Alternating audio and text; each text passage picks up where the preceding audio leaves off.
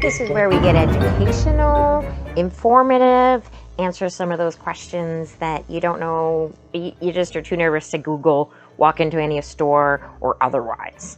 That's what Sex with Sabrina is all about. It's about the conversation of sex, being able to have it, share it, and communicate all in positive ways, no matter who you are, what your gender is, what your sex preferences are, otherwise. This is all about just getting real and sharing basic information in a clean and fun and entertainment way. Today we're going to get into a little backdoor play. Yep, that backdoor. In other words, anal, butt, ass, anus, rectum. What other ways can we talk about it? Is it going to hurt? Short answer, it can. A little bit more detailed answer to educate you a bit. If you're not one that's, already explored that, this is for some of those who have not. I know that it's a very, very common question of whether it would hurt or not, or some have had experiences that it has hurt because they weren't mindful of the proper ways of going about it, especially when they first tried. And since they had such an ugly experience first, they've stayed away from it basically for the rest of their lives. But here I am to encourage the concept, the idea, and the potential of butt play. Yes, it can hurt if you are not using or preparing yourself in all of the right ways. That is one inclusive point, huge number one point. Well, actually number two. Let's say number one is communication. If you're with someone else and you're doing some butt play with someone, communication is number one in all respects. Consent and all of that is so important. I can't stress that enough. Number two, lubrication. Lubrication. Let me give you a little bit of science into that in the rectum area, it does not produce like a sweat gland in a sense, if you will. The best way to try to describe it for everyone's mind. Inside a vagina, for those who play within that area, the vagina creates secretions and it creates a moisture that helps there. Some can dry out and otherwise, that's a whole different subject, different video. But the rectum does not create all of that. So the continuous ins and outs or otherwise, whatever you're putting in there, whether it be human or toy, then you need to make sure that it is properly lubricated, because even the skin to skin inside is much more sensitive, and that skin to skin friction can create micro tears.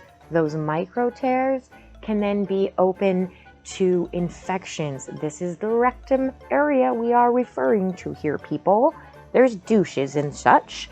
That's another topic, another time, because it's so longer to describe.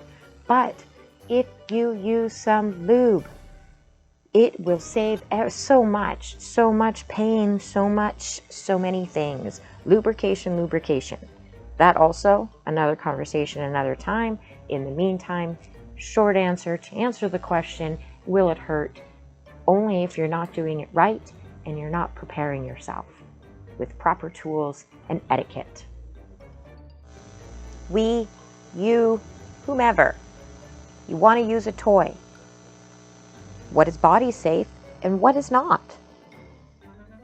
First off, let's just make sure we clarify anything that's going to be body safe must be clean.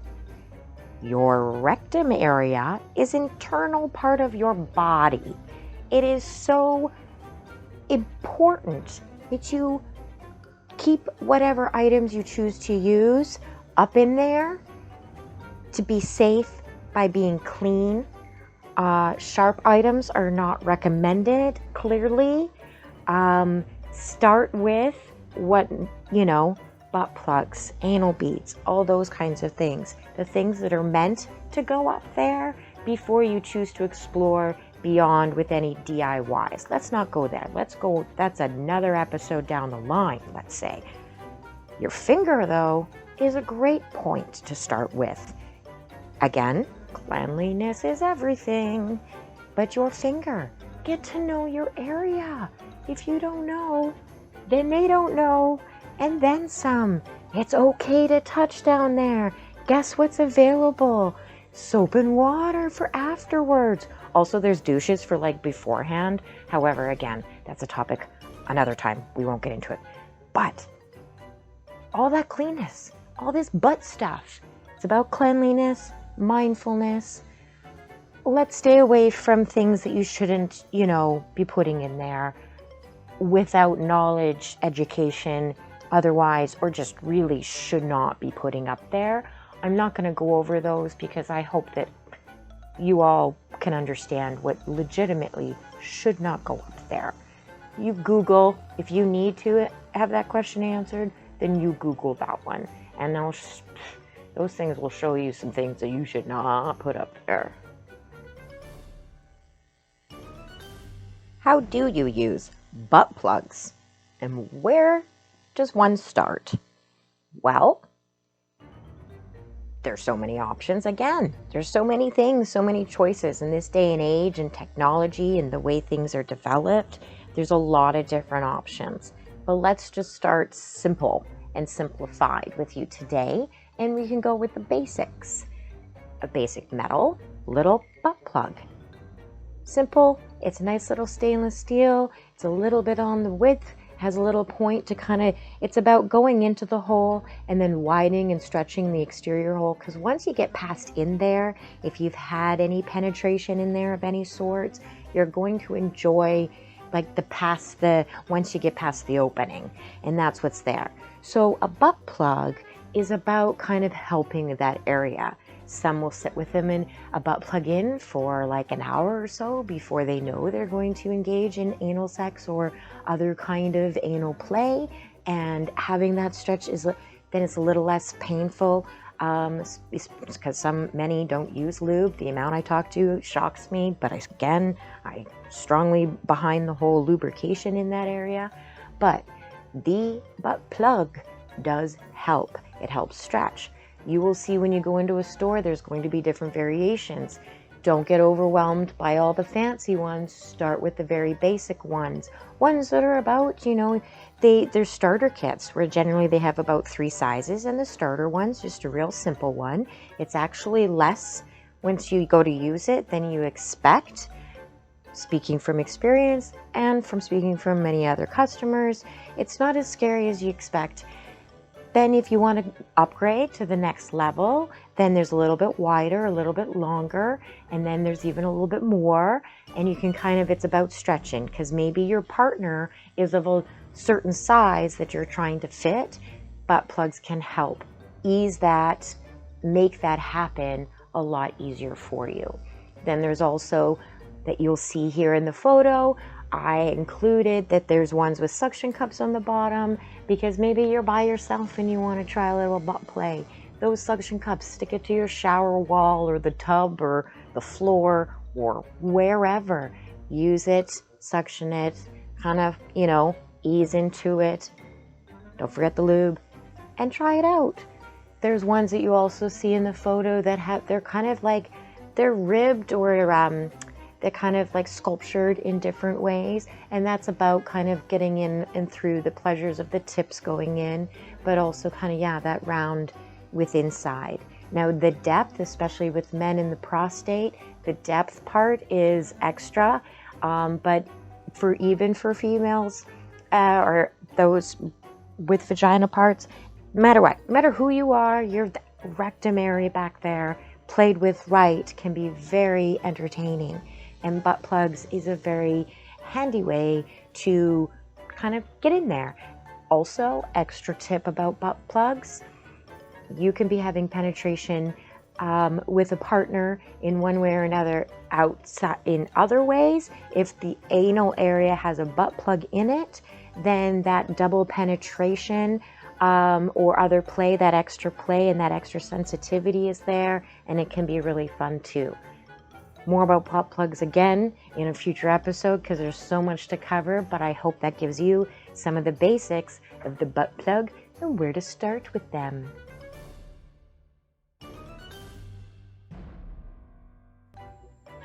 What are anal beads and how do we use them?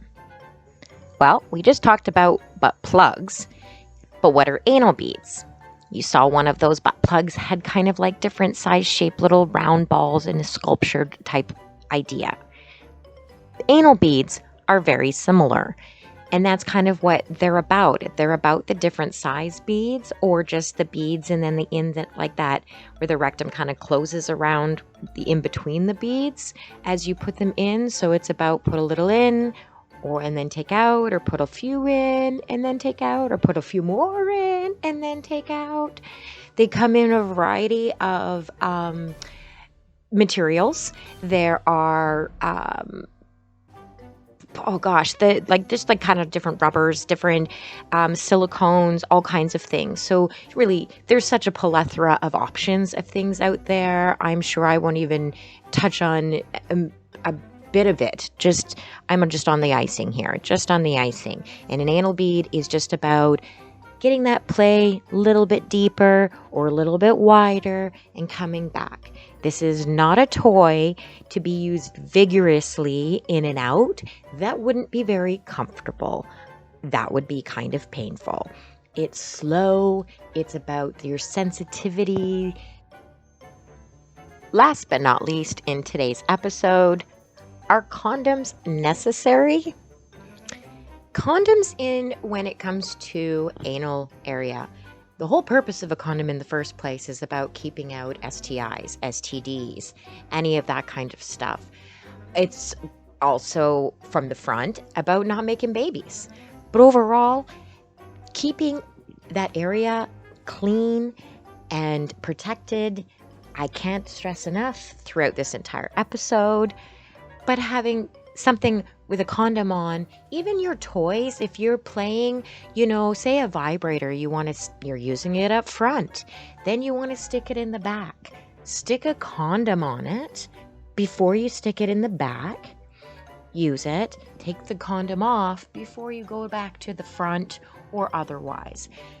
There's more than one, not just with the person parts to be using a condom for, but toys too. So condoms are an essential tool for backdoor play. It helps keep, all that stuff. And those who are a little bit, extra about the cleanliness, and I say that those who are like that because there's also those who love a good dirty as well. There's to each their own, and it's on a spectrum of where you like things, and that's okay. Wherever you like your space, that condom can also, it's really important about STIs. I talked about micro tears in the past earlier in this episode, and I will repeat it again. Those micro tears, when they occur, if you make that happen, then those are open wounds inside that are susceptible to infections and otherwise from the fecal matter that you're going to pass through later in the day or the next day. Because if you think that those little micro tears are just going to seal themselves up and be all healed within an instant, not likely, not going to happen. You're not magic. You're not, superhero here. Okay.